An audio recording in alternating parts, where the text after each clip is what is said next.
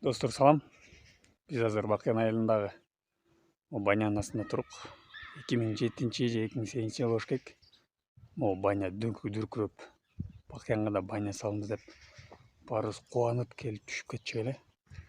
Билбейм эмне себептен могу баня азыр абалы ушундай. Жакында ушул административдик аймактык биригүү болот деп атат. Буюрса ушул жылы бюджети чоң бир айыл өкмөт болобуз да. Кара Буура, Бейшеке, Бакыян баары бир айыл болуп.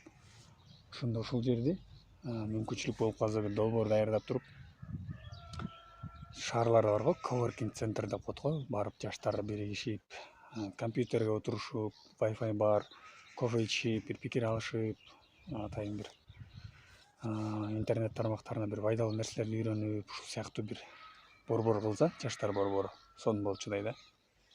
Даяр имарат оңдоп түзөтүп койсо эле, мектепке да жакын, жаштар келип ошол жерден пайдалуу бир убактысын өткөрмөк болуш керек деп ойлойм да. Кийин бир эстеп коелу. Бүгүн 8-август 2023 жыл. Иншалла ишке ашып калса сонун болот.